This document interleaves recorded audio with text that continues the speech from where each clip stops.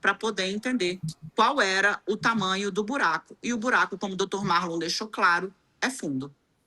Vamos lá, o Sakamoto, ele tá se mexendo na cadeira aqui, ó. Ele falou assim, é grave, é algo importantíssimo e que a gente tem que estar de olho. O que mais chamou a atenção, Sakamoto? Antes de mais nada, bom dia para a Dani, parabéns pela reportagem, né? Importantíssima a reportagem, exatamente porque ela mostra a comprovação documental de algo que se especulava lá atrás. A Dani mesmo explicou, havia uma especulação, havia uma discussão sobre isso. E aí, por conta dessa batida, a Polícia Federal teve provas de um crime grave. O que aconteceu na prática é que Sérgio Moro, segundo os dados trazidos pela Polícia Federal, o Sérgio Moro criou a sua ABIN particular em Curitiba para grampear a autoridade. Ou seja, tem uma ABIN vinculada à 13ª Vara Federal de Curitiba para grampear a autoridade. Isso é gravíssimo. Isso é gravíssimo, né?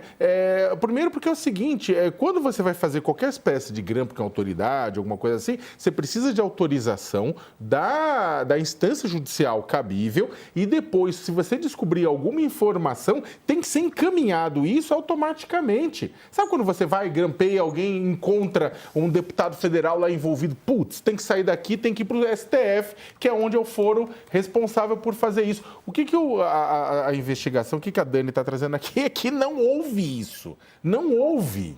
E de maneira alguma. Então, para que ele estava fazendo isso? Ele estava fazendo isso... Oi? É pior, porque o ex-juiz Sérgio Moro faz parecer que foi fortuito, que o delator estava lá trabalhando e, sem querer, esbarrou nesse personagem, então presidente do Tribunal de Contas do Estado, ou outro delator estava lá gravando e, sem querer, se deparou com desembargadores. No caso do Tony Garcia, que foi quem grampeou, então, presidente do Tribunal de Contas, nós temos e nós publicamos a prova de que houve ordem para investigá-lo. Consta do acordo de delação do Tony que era para investigar alguém que Moro não poderia investigar naquela ocasião. Então, não foi fortuito. Exatamente. É uma BIM mesmo, ou seja, a Dani está colocando isso, tipo, os elementos mostrando que havia uma BIM em Curitiba, dentro da 13ª Vara. É claro, primeiro que a situação complica, porque vamos lembrar que o hoje senador Sérgio Moro já tem problemas com relação a grampos ilegais, né? Lembra aquele grampo lá atrás, anos atrás, houve um grampo da conversa entre entre o Lula e a Dilma na época presidente, o Lula ex-presidente, você tinha expirado o prazo de autorização legal do grampo, e o grampo aconteceu mesmo assim. Pegou-se aquela informação, ele divulgou aquela informação, foi tudo irregular, tudo equivocado, e depois ele só pediu uma escusas ao STF na época, né, por conta disso, só que aquilo, na verdade, deu todo um rebu político, que na prática aquilo foi um grampo ilegal. E aí agora o pessoal vê que muitos anos atrás essa prática de grampos ilegais em Curitiba já acontecia. Né? Então, Fabiola, só para concluir, também não quero monopolizar, mas tudo isso, no momento em que o PP diz que não vai apoiar ele no Paraná, a concorrência do governo estadual, no qual nomes do próprio União Brasil, o partido dele, se negam também a apoiá-lo no Paraná, negando a ele a concorrência ao governo do estado, concorrência essa que ele está bem colocado nas pesquisas, né? Mas os dois partidos que formam uma federação não querem. O PP não quer e tem gente do União Brasil que quer e gente do União Brasil que não quer. Então você tem uma briga lá dentro. O que vai fazer com isso? Né? Ele falou com a gente aqui no All News de que ele vai conseguir convencer o PP do contrário, que vai ter o apoio para concorrer ao governo. Mas diante dessas revelações, a história dele fica muito difícil. Sérgio Moro, ele não tem apoio aberto no Senado Federal. Isso aqui é uma coisa que, é claro, não tem a ver com o trabalho dele como senador, mas isso aqui pode gerar uma condenação lá atrás e talvez os senadores, quando tiverem que votar a cassação de mandato ou alguma coisa, não sejam tão simpáticos com ele, né? Mas isso aqui atrapalha bastante a corrida ao governo do Paraná, Fabiola. Eu estou muito curiosa para ouvir agora a análise do nosso Poeta News, Josias de Souza. Quero saber, é claro que essa história envolvendo o Sérgio Moro, o que aconteceu na época da Lava Jato, desperta aí tanta coisa, né? A gente vê os desdobramentos de tudo isso, que infelizmente acabaram trazendo tantas respostas para o nosso país até hoje, né? Há muita coisa que ainda não foi respondida. E agora vem essa informação que a Dani Lima nos traz, de uma gravidade, quer dizer, um juiz fazendo grampo ilegal. E isso quem está dizendo é a Polícia Federal, Josias. É muito grave, né, Fabiola? Quando trocou o trono da 13ª Vara de Curitiba pela cadeira de ministro da Justiça do Bolsonaro, o Sérgio Moro virou maquinista de um trem fantasma. E ele está deslizando há 7 anos em direção ao fundo do poço. Quando se imagina que ele já atingiu ali as profundezas, sempre surge uma outra assombração para informar que o percurso rumo às profundezas, rumo ao insondável, vai ter novas escalas, né? Então, nós tivemos o fundo do poço da bolsonarização do Moro, que foi suplantado pelo fundo do poço da Vaza Jato, que foi seguido pelo fundo do poço da conversão do Sérgio Moro em juiz suspeito, que foi de novo superado pelo fundo do poço da anulação das sentenças do Lula, que foi obscurecido pelo fundo do poço do esquartejamento completo da Lava Jato, e agora temos aí o fundo do poço dessa busca e apreensão que foi realizada pela Polícia Federal no passado do Sérgio Moro. Então a polícia foi enviada pelo Dias Toffoli lá às gavetas mais remotas do Sérgio Moro e recolheu essas evidências de que o ex-chefe da República de Curitiba já se imaginava acima da lei, meio que invulnerável, antes da Lava Jato. Então, estamos falando de fatos ocorridos há 2 décadas. E, há mais de 20 anos, o Sérgio Moro instrumentalizou um colaborador para grampear autoridades cujo foro estava acima da jurisdição de um magistrado de primeira instância. Então, surge aí esse ex-delator, Tony Garcia, volta do passado como um fantasma, que dá ao fundo do poço do Sérgio Moro uma aparência de poço sem fundo. E essas coisas aparecem, Fabíola, no momento em que o Dias Toffoli precisa de algo assim, precisa de um juiz sem muita autoridade para obscurecer também o caminho do próprio Dias Toffoli rumo ao fundo do poço. Porque nesse momento, nesse exato momento, o Toffoli está às voltas com com os olhos do país lançados sobre ele, depois que trancou a investigação do escândalo do Master, reabriu nesta semana, mas curiosamente, olha, pode realizar os depoimentos, as inquirições, pode dar curso à investigação, mas tudo aqui no meu gabinete. O que surgir de novidade vai ser acomodado aqui. Daqui a pouco ele leva para a cama dele, em casa, todas as descobertas da Polícia Federal sobre o Banco Master. E ele se apropriou do caso Master depois daquela viagem, foi a Lima para assistir às finais da Libertadores, a bordo de asas privadas, na companhia de um advogado, de um diretor do Master, e aí ele toma conta dessa investigação. Mostra também uma atuação muito imprópria de um magistrado, e aqui estamos falando de um magistrado da Suprema Corte, né? Então, é muito triste, Fabíola, assistirmos a tudo isso. Primeiro, o derretimento do Sérgio Moro, que não para, né? De fato, o fundo do poço dele virou um poço sem fundo. E tudo isso resultou no esquartejamento do que foi a maior operação anticorrupção já realizada no Brasil, né? E agora, por ironia do destino, o Sérgio Moro está sendo perscrutado, o seu passado está sendo revisitado por ordem do Dias Toffoli, que era um ministro que ele não confiava. Lá na Vaza Jato ele falava em Fux, we trust. Quer dizer, confiava no Fux, mas o Toffoli não estava no rol dos ministros que o Sérgio Moro considerava confiáveis. E agora é esse ministro que está fazendo essa revisitação ao passado do Moro. Tudo muito triste, Fabíola. Mostra que o judiciário brasileiro tem um funcionamento que não orna com as necessidades do país. O magistrado deveria estar acima desse tipo de coisa, mas o Moro realmente se tornou maquinista de um trem fantasma e ele está carregando nesse trem, todos os vagões foram carregados com matéria-prima produzida por ele mesmo. Então ele não pode nem se queixar. Vamos ver o que vem por aí. A Dani já falou que vai soltar ainda hoje mais uma reportagem, né? Dar sequência.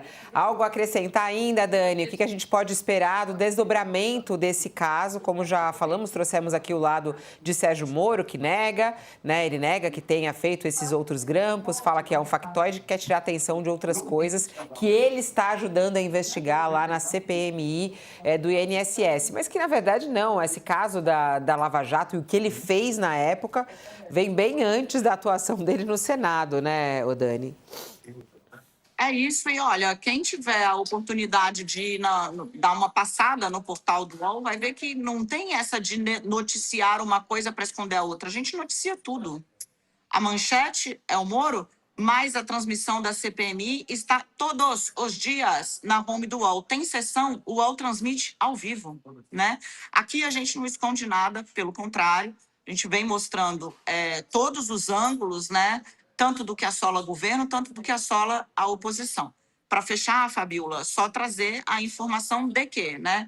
Novas diligências estão sendo solicitadas ao Supremo Tribunal Federal. A ver o que o ministro Dias Toffoli vai decidir a respeito desse assunto nos próximos dias. Eu quero agradecer o espaço aqui no All News Primeira Edição, mandar um beijo imenso para você, um beijo imenso para o Josias e um abraço para o Sakamoto, que furou a festa da firma. Ah, mas ele chegou aqui, eu dei uma bronca nele, gigantesca. E aí depois eu fiquei com o coração até apertado, porque ele foi ajudar o papai dele, que estava precisando de uma ajuda.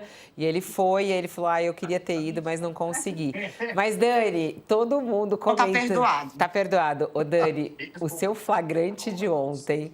do Reinaldo Azevedo dançando a Anitta é o assunto mais bombado das redes. Tá lá no nosso Instagram. Será que o rei vai me perdoar? Ele, dançando a Anitta. Eu falei que no próximo tinha que pôr o Josias do lado. E aí ia ser, aí ia ser o hit do ano. Né? O hit do ano. Mas tava bom, a Dani tava feliz da vida lá, primeira festa do UOL, gostou da balada, o pessoal é animado, não é, Dani? Nossa, o UOL joga duro, era baladona mesmo. Eu falei pro Sakamoto, Sakamoto, você me avisa que não vem, eu tô aqui na porta e tá tocando Drake. Na hora que ela falou assim, olha, tá tocando Drake, eu falei, você tá tentando me convencer ou a vir ou a não ir, né? Mas foi uma pena que eu perdi a festa. Assim, outros anos já estive, já me esbaldei, assim, né? Então, atesto. Eu achei bonitinho nos comentários lá do Instagram, eu fiz um álbum de fotos, aí o pessoal até escreveu assim, nossa, tá com uma vibe da MTV, sabe? Que a gente tava tão animado. Eu adorei essa vibe da MTV. Eu só quero dizer uma coisa, né? Porque do Drake foi assim, amigo, ó. E tinha lá um telão girando imagens, né? Aí tá lá a Fabiola Cidral e o Josias maravilhosos e tal, super finos, trazendo jornalismo sério. E quando entra eu e você, Sakamoto, o que eu tô fazendo? Eu tô rindo de alguma coisa que você falou. Ou seja, sacanagem, a gente trabalha o dia inteiro, faz manchete, não sei o quê, e o registro que entra na festa da firma sou eu, passando vergonha do seu lado. Tá vendo? Passou vergonha nada, foi maravilhosa. Dani, vai trabalhar então que a gente quer mais furo. Eu quero furo teu também, eu quero furo, quero pista, quero tudo. Tchau, meu amor. Boa quarta-feira. Obrigada, Fabiola. Até. Tchau, tchau. Vamos lá, a gente, a qualquer novidade desse caso, a gente volta a falar sobre o caso do Sérgio Moro, esse documento. Um detalhe, Fabiola. Vai, pode ir. Só para não dizer que não falamos de flores, né? O Sérgio Moro, ele tem muita dificuldade para oferecer dados que qualifiquem a sua atuação como juiz. Mas ele, cada vez que surge uma informação como essa de hoje, ele mostra que já absorveu o cacoete que desqualifica os políticos. Ele sempre diz que é perseguição, que querem encobrir alguma coisa. Em vez de apresentar uma justificativa plausível, ele vem com essa conversa mole de político, de que é perseguição, de que querem encobrir isso ou aquilo. Quer dizer, ele não consegue qualificar a atividade dele como juiz, mas ele já absorveu esse cacuete que desqualifica o político sempre que é pilhado no contrapé, né? Mostra que não vai bem o Sérgio Moro, né? E é lamentável, né, tudo isso no nosso país, assim, o que aconteceu, a investigação que acabou sendo feita de um jeito absolutamente errado, ilegal em muitos pontos, como a gente vê aí, que acabou não trazendo respostas, né? Você sempre fala isso também, né, Josias? Todo o caso envolvendo a Lava Jato acabou deixando o Brasil sem uma resposta sobre isso por conta de tantas irregularidades no meio de investigação, né? E nós estamos vendo agora o resultado, né? Desmoralizou-se uma investigação anticorrupção, os métodos desqualificaram a investigação, então anularam-se delações, anularam-se confissões, revisitaram multas, corruptos confessos concordaram em pagar multas para ressarcir o erário, essas multas também foram revistas, quer dizer, não apagaram os fatos, mas a desqualificação do método de investigação, do método de julgamento, levou a que essa operação de combate à corrupção fosse desossada. E o que é que está acontecendo agora? Nós estamos vivendo a mesma atmosfera de liberou geral que prevalecia no país antes dessa operação.